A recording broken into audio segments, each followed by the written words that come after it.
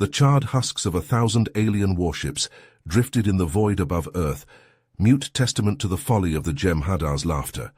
They had come proclaiming their superiority, their divine right to enslave all races. Now their once mighty armada was reduced to wreckage by the very race they had laughed at and scorned. The humans had fought back and unleashed the fires of ingenuity, courage, and righteous vengeance. A grizzled human veteran named Austin Wells sat at a dingy bar on a remote space station. Whiskey in hand, lost in the ghosts of memory. A young Jem'Hadar soldier, Yaris, approached him nervously. "Sir, are you Austin Wells, the hero of the Battle of Io?" Yaris asked.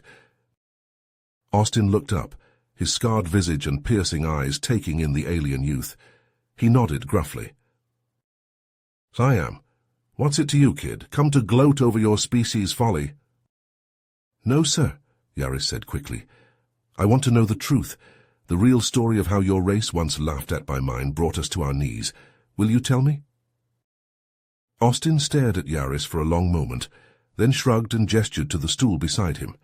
Yaris eagerly sat, signaling the bartender for another round. Austin took a swig of the fresh whiskey and began his tale. "It was 2150. We were babies in the stars, just starting to crawl with a few outposts on Mars and the Jovian moons. Thought we were hot shit." He barked a humorless laugh. "Until you Jem'Hadar showed up and gave us a reality check." Austin's eyes took on a faraway look as he relived the memories. "I still remember the day your warlord, Kreenak, appeared in the skies above Earth with an armada that blotted out the sun.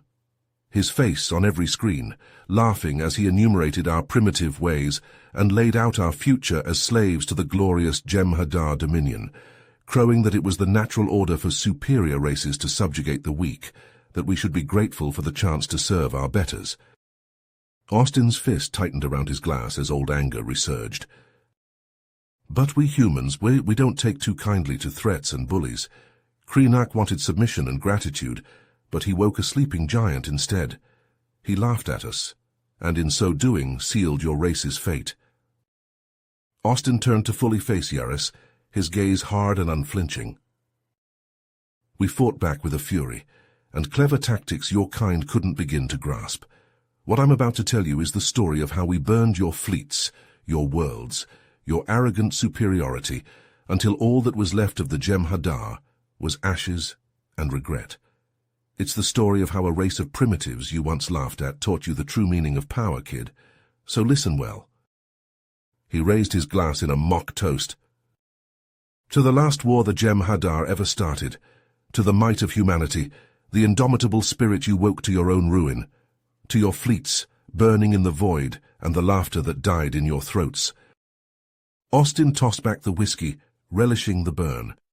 Then he began his tale for a Jem'Hadar youth hungry for truth, the truth of how humans brought a galaxy-spanning dominion to its knees.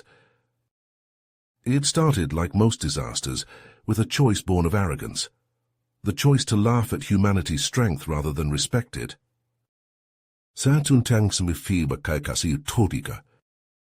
Austin's eyes flashed with a fierce pride as he continued his tale, his voice growing stronger with each word. "That's when things really started to change. Our eggheads worked round the clock, taking apart every piece of Jem'Hadar tech we could get our hands on.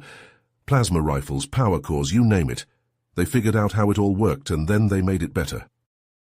He leaned forward, his scarred hands gesturing emphatically.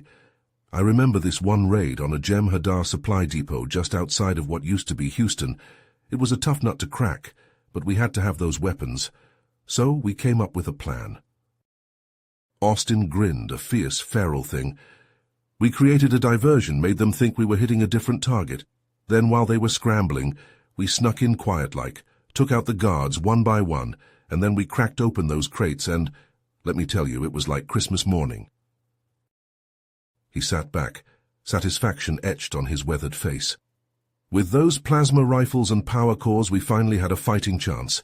Our techs worked their magic, and pretty soon, we were outfitted with weapons that could go toe-to-toe with anything the Jem'Hadar could throw at us." Austin chuckled, a low, grim sound. "But we didn't stop there, no, we used their own tricks against them. hacked their comms, made them think their orders were coming from high command, led them into ambush after ambush. His eyes took on a distant look, as if he were seeing it all again. The real kicker, though, was when we managed to turn their own ships against them. Our hackers, they got into the AI, rewrote the code. Suddenly the Jem'Hadar were being fired on by their own fleet. He shook his head, a slow, satisfied motion. The look on their faces when they realized, when they saw their own ships turning, firing on their positions, it was priceless. Austin's voice grew somber, reflective. It wasn't easy. We lost a lot of good people, but slowly, surely, we started to push back, started to take back what was ours. One base, one city, one country at a time. His fist clenched, a gesture of determination, of unbreakable will. We knew what was at stake, knew that if we failed it was all over. Everything, everyone we loved, gone. And that wasn't an option. Austin looked at Yaris, his gaze unwavering. So we fought, with every ounce of strength, every bit of courage and cunning we had. We fought, and we kept fighting, even when it seemed hopeless, because the alternative, it was unthinkable. He raised his glass, a salute to fallen comrades, to a battle hard fought and won. And in the end it was enough. We beat them back, took back our world, showed them what humanity was made of. Austin's voice took on a conspiratorial tone as he leaned closer to Yaris. Now this next part, this is where things got really interesting. See, we knew that to really bring the Jem'Hadar to their knees, we had to hit 'em where it hurt, right at the heart of their operation. He tapped his temple, a knowing glint in his eye. But to do that we needed intel. The kind of intel that you don't just stumble across. We needed to go in deep, right into the belly of the beast.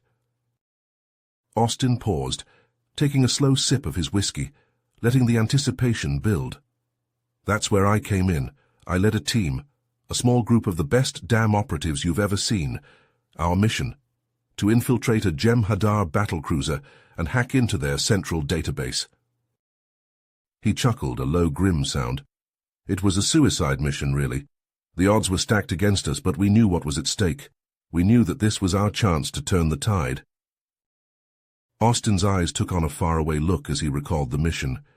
We slipped aboard that ship like ghosts, silent and unseen, took out the guards before they even knew what hit 'em. And then we got to work. His fingers mimicked the rapid typing of keys. Our tech expert, she was a wizard with computers, cracked their security like it was nothing. And the information we found? It was a goldmine. He leaned back, satisfaction etched on his face. We got everything. The location of their shipyards, their supply routes, even the whereabouts of their top brass. It was the break we'd been waiting for. Austin's tone shifted, becoming more urgent, more intense. Armed with that knowledge, we knew it was time to strike, to hit the Jem'Hadar with everything we had, and that's exactly what we did. He slammed his fist on the table, making the glasses jump. We launched attacks on every front, targeting their key infrastructure, their command centers. It was a coordinated assault, with resistance cells across the galaxy working together like a well-oiled machine. Austin's voice was filled with fierce pride as he recounted the offensive.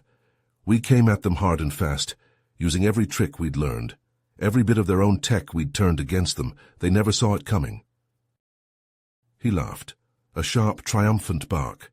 The Jem'Hadar, they were used to easy wins. They'd grown complacent, sure of their own superiority. But we showed them the error of their ways. Austin's eyes gleamed with a savage satisfaction. We watched as their supply lines crumbled, as their ships were ambushed and destroyed, their leaders picked off one by one. It was a thing of beauty, seeing their empire unravel before our eyes. He leaned forward, his voice low and intense. They'd laughed at us once, called us primitives, weaklings, but as their world came crashing down around them, as everything they'd built turned to ashes, they learned the truth. They learned the strength of the human spirit, the power of our determination, our ingenuity, our unwillingness to ever back down. Austin sat back, draining the last of his whiskey. That kid is how we brought the mighty Jem'Hadar to their knees. That's how we turned the tide of the war and saved not just our world, but the entire damn galaxy. And let me tell you, it's a lesson they ain't ever gonna forget. Austin's eyes gleamed as he recounted the daring mission. We knew the stakes were high. If we failed, it could mean the end of the resistance, the end of any hope for humanity. But we also knew that this was our chance, our one shot, to bring the Jem'Hadar to their knees. He leaned forward, his voice low and intense. We boarded that stealth ship, each of us knowing it might be a one-way trip. But we were ready to give everything for the cause. Austin described the tense journey through enemy space, the stealth ship slipping past Jem'Hadar patrols like a silent predator. Every time a sensor sweep passed over us, we held our breath, praying the cloak would hold. And it did. Those Jem'Hadar tech heads never knew what hit them. As they approached the heavily guarded homeworld, Austin and his team prepared for the fight of their lives. We checked and double-checked our gear, went over the plan until we could recite it in our sleep. We were a well-oiled machine, ready to strike. The stealth ship penetrated the planet's orbital defenses, landing undetected on the surface. We split up, each team with their own objective. Some went to sabotage the shipyards, others to take out command and control centers, but the main prize, that was the energy grid. Austin's team infiltrated the heavily fortified power plant, using every trick in their arsenal to bypass security. We had to be quick, had to be quiet. One false move, and the whole place would come down on us like a ton of bricks. They planted their charges at key junctions, setting the timers for a synchronized detonation. It had to be timed just right for maximum impact. We couldn't afford a single mistake. As they made their escape, alarms began to blare, Jem'Hadar soldiers converging on their position. We had to fight our way out every step of the way. It was a running battle, plasma bolts flying everywhere, the smell of ozone thick in the air. Austin's voice was filled with a grim satisfaction as he described the moment of triumph. But we made it, by the skin of our teeth, and as we took off, as that stealth ship clawed its way back into the sky, we saw it happen. A series of massive explosions rocked the planet's surface, the energy grid going up in a chain reaction of destruction. It was like a dozen suns rising at once, the shock waves rippling out, tearing through their infrastructure. In that moment, we knew we had 'em. We knew the tide had turned. Austin sat back, a fierce pride shining in his eyes. With their energy supply cut, their defenses crumbling, the Jem'Hadar were on the back foot, and we pressed that advantage, hit 'em again and again, until their will to fight was shattered, until they had no choice but to surrender. He raised his glass in a toast, his voice ringing with triumph. That kid is how we brought the mighty Jem'Hadar low. That's how a bunch of primitive humans, through guts and grit and sheer stubborn will, toppled an empire, and let me tell you, it's a victory that'll be remembered for generations to come. Austin's voice grew heavy with the weight of memory as he recounted the final desperate push into the heart of the Jem'Hadar stronghold. The energy grid was deep within their most heavily fortified compound. We knew breaching it would be a bloodbath, but there was no other choice. It was the only way to bring those bastards to their knees once and for all. His hands clenched into fists, knuckles scarred from a lifetime of battle. We fought our way in, inch by bloody inch. Their elite guards were on us like a swarm of angry hornets, plasma bolts so thick in the air you could taste the ozone. We lost Jensen and Mikhail in the first wave, burned down before they could even scream. Austin's jaw tightened, eyes distant with the horrors of that day. But we pushed on, fueled by pure rage and the knowledge that we couldn't fail. Not now, not with the freedom of the whole damn galaxy riding on our actions. Finally, we broke through to the control room. Cho rigged the charges while the rest of us held off the guards. It was like shooting fish in a barrel. They just kept coming, climbing over the bodies of their own dead to get at us. His voice dropped to a hoarse whisper. Cho took a bolt to the gut, just as she set the last charge. I watched the life drain out of her eyes as I held her, promising that her sacrifice wouldn't be in vain. The detonator in my hand felt heavier than a neutron star as we fought our way back out. The Jem'Hadar were in a frenzy, throwing themselves at us in waves, desperate to stop what was coming. We were down to a handful by the time we reached the extraction point, our weapons running hot, our armor scorched and shattered. Jem'Hadar bodies littered our wake, but they just kept coming, heedless of their losses. Austin's thumb caressed the detonator, a final lover's kiss. I waited until my team was clear, until our stealth ship was screaming through the atmosphere, and then I sent those alien bastards straight to hell. He closed his eyes, reliving the moment.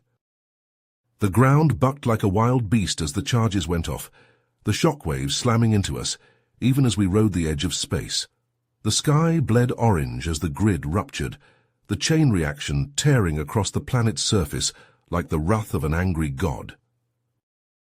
You could hear them even over the roar of our engines, the Jem'Hadar's final screams of defiance and despair as their world crumbled around them, as the very heart of their empire was ripped out and crushed. We limped away, our stealth ship shuddering, the only witnesses to the apocalypse we had unleashed. It was a hollow victory, paid for with the blood of good men and women, but it was a victory nonetheless. Austin opened his eyes, fixing Yaris with a haunted stare. And we broke them that day, shattered their aura of invincibility, and showed the galaxy that the Jem'Hadar could bleed, could die, could be beaten. It was the beginning of the end for their reign of terror. He drained his glass, the whiskey burning like the memory of that distant fire. But the cost, kid, the cost was almost too much to bear. Austin's eyes darkened as he recalled the aftermath of the Jem'Hadar homeworld's destruction. The victory had been hard won, but the war was far from over. We thought we had them on the ropes, that they'd be too broken to fight back. But we were wrong, dead wrong, he said, his voice low and grim. The surviving Jem'Hadar, they rallied under a new commander. A real piece of work, ruthless and cunning. He took what was left of their forces and launched a counterattack that made everything before look like child's play. Austin's fist clenched, the memories of those dark days still raw and painful. They didn't just target military installations anymore. No, they went after civilians. Whole planets wiped out in an instant. Billions of lives snuffed out just like that. He shook his head, as if trying to dislodge the horrors from his mind. It was a nightmare. The screams of the dying, the smell of burning flesh, it haunted my dreams for years after. Austin leaned forward, his eyes boring into Yaris. We had to make some tough calls, kid. Had to get our hands dirty in ways we never thought we would. We made deals with people we'd once called enemies, used weapons that we'd sworn to destroy. He laughed, a harsh, bitter sound. We became the very thing we'd been fighting against, all in the name of survival, all to stop the Jem'Hadar from burning the galaxy to ash. Austin's voice grew distant, as if he were reliving those final desperate battles. We fought them tooth and nail across a dozen star systems. The losses were staggering. Entire planets reduced to rubble, populations decimated. The galactic economy collapsed, leaving countless worlds in ruin. He met Yaris's gaze, his eyes haunted. And the things we did to win, the lines we crossed, they left scars on our souls that will never heal. We may have defeated the Jem'Hadar, but the cost, it was almost too much to bear. Austin drained the last of his drink and stood, his movements heavy with the weight of memory. That's the real story of the war, kid, not the sanitized version they teach in schools. It's a story of sacrifice, of loss, of the price of victory. He turned to leave, his final words hanging in the air. Remember that the next time you hear someone glorify war, remember that even when you win, you lose something of yourself, and that's a truth that never makes it into the history books. With those haunting words echoing in his mind, Yaris watched Austin's retreating back, the old soldier's shoulders hunched under the weight of memory and regret. The young Jem'Hadar felt a chill run down his spine, a sense of unease that had nothing to do with the recycled air of the dingy space station bar. Lost in thought, Yaris barely registered the approach of the rough-looking humans until they were nearly upon him. The leader, a burly man with a scar running down his cheek, slammed his hand on the table, startling Yaris from his reverie. "Well, well, what do we have here?" The man sneered, his voice dripping with contempt. "A Jem'Hadar sitting in our bar like he owns the place." Yaris raised his hands in a placating gesture, trying to defuse the situation before it escalated. "I don't want any trouble," he said, keeping his voice calm and even. "I'm just here to listen and learn." But the humans were having none of it. They crowded around the table, their faces twisted with anger and hatred. The leader leaned in close, his breath hot and foul against Yaris's face. "You're going to pay for what your kind did to us," he growled, his eyes glinting with a dangerous light. "We lost everything because of you." Before Yaris could react, the humans had him by the arms, dragging him roughly from his seat. He struggled against their grip, but they were too many, too strong. Out of the corner of his eye, he caught a glimpse of Austin, still lurking in the shadows. For a moment their eyes met, and Yaris felt a flicker of hope. Surely the old soldier would intervene, would stop this madness before it went too far. But Austin simply turned away, his face etched with a haunted look that spoke of too many battles, too many scars.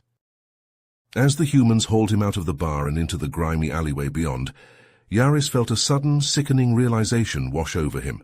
This was the true legacy of the war, the bitter fruit of all the violence and bloodshed. It had poisoned them all, human and Jem'Hadar alike, trapping them in an endless cycle of vengeance and retribution. The first blow caught him in the stomach, driving the air from his lungs. Yaris doubled over, gasping for breath, but the humans were relentless. They rained down punches and kicks, their faces contorted with rage and pain. As the beating went on, Yaris found his mind drifting, seeking escape from the agony of his battered body. He thought of his homeworld, once a proud and thriving place, now reduced to a lifeless husk orbiting a dying star. He thought of all the lives lost, all the families torn apart, all the dreams turned to ashes. And he wondered, as the blows continued to fall, if there would ever be a way to break this cycle, to find a path to true peace, to healing, to forgiveness. But as the darkness closed in around him, as the pain became too much to bear, he knew that such a path, if it existed at all, was still a long way off. The war might be over, but its wounds would fester for generations to come, an enduring reminder of the price of victory and the cost of survival in a galaxy where the strong preyed upon the weak, and where even the victors were left broken and bleeding in the end. Yaris felt his consciousness slipping away, the voices of his attackers fading into a distant buzz. As he sank into oblivion, one final thought flickered through his mind. Perhaps there was no escape from this cycle of violence and revenge. Perhaps it was the inevitable fate of all sentient beings, doomed to repeat the same mistakes over and over again, until the universe itself grew cold and dark. Just as the darkness threatened to swallow Yaris whole, a blinding flash of light pierced the gloom. The searing heat of a blaster bolt singed the air above him, followed by the sickening thud of bodies hitting the ground. Through the haze of pain, Yaris saw a familiar figure standing over him, smoke curling from the barrel of his weapon. It was Austin, his face a mask of grim determination. "That's enough," the old soldier growled, his voice cutting through the sudden silence. "There's been enough killing. It's time to end this." With a gentleness that belied his gruff exterior, Austin helped Yaris to his feet. Together they limped back into the bar, leaving the groaning forms of Yaris's attackers sprawled in the alley. Inside, Austin guided Yaris to a seat and began to tend to his wounds. As he worked, he began to speak, his words heavy with the weight of regret. "I thought I could forget," he said, his eyes focused on the task at hand. "I thought I could leave the war behind me, pretend it never happened. But seeing you here, seeing the hatred in their eyes, it made me realize that we're all still fighting, even if we don't know it." Yaris listened, wincing as Austin applied a stinging salve to his cuts and bruises. The old soldier's words struck a chord within him, echoing the doubts and fears that had plagued him for so long. As Austin finished his ministrations, he leaned back and fixed Yaris with a piercing stare. "I've been working with a group," he said, his voice low and intense. "Former resistance fighters, Jem'Hadar defectors, anyone who's willing to put aside the past and work for a better future." Yaris's eyes widened in surprise. He had never imagined that such a thing was possible, that there were others like him who yearned for an end to the cycle of violence and retribution. "It's not easy," Austin admitted, shaking his head. "There's so much distrust, so much anger on both sides. But if we don't try, if we don't find a way to forgive and move forward, then all the sacrifices we made, all the lives we lost, they'll have been for nothing." As the first rays of dawn began to filter through the grimy windows of the bar, Austin and Yaris emerged into the quiet streets of the space station. The air seemed clearer somehow, the weight of the past a little less heavy on their shoulders. They knew that the road ahead would be long and difficult, that there would be setbacks and challenges at every turn, but they also knew that they had no choice but to try, to work towards a galaxy where the mistakes of the past were not repeated, where the strong protected the weak, and where the legacy of the Great Galactic War was one of healing and hope rather than destruction and despair. It was a daunting task, but one that they were ready to embrace for the sake of all those who came before and all those who would come after. The war may have been over, but the true struggle, the struggle for peace, was only just beginning. As Austin and Yaris stepped out into the harsh, unforgiving light of the space station, they were immediately surrounded by a heavily armed contingent of soldiers, their weapons trained on the pair with unwavering precision. The soldiers wore the insignia of the new galactic government, a stark reminder of the changed world they now lived in. The leader of the group, a grizzled veteran with cold, hard eyes, stepped forward and addressed Austin directly. "Austin Wells," he said, his voice dripping with authority and disdain. "You are under arrest for war crimes committed during the Great Galactic War. Come quietly, or we will use force." Austin looked at Yaris, a sad, resigned smile playing across his scarred face. "I guess my past has finally caught up with me," he said, his voice heavy with the weight of his sins. "I always knew this day would come." He turned to face the soldiers, his hands raised in a gesture of surrender. "I'll come quietly," he said, his voice steady and clear, "but I want your word that Yaris here will be left alone. He's not a part of this."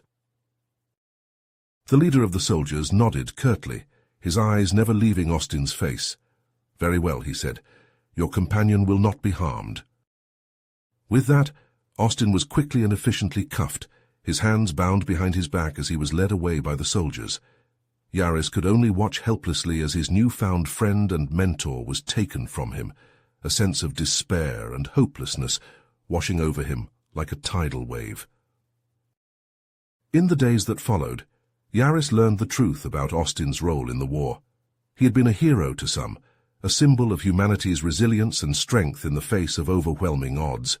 But to others, he was a villain, a war criminal who had committed unspeakable atrocities in the name of victory.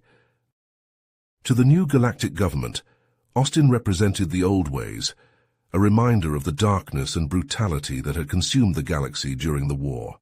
They saw him as a threat to the fragile peace they had worked so hard to build, a symbol of the past that needed to be erased.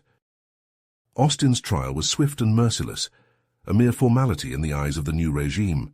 Despite Yaris's best efforts to defend his friend, to argue for leniency and understanding, the verdict was never in doubt.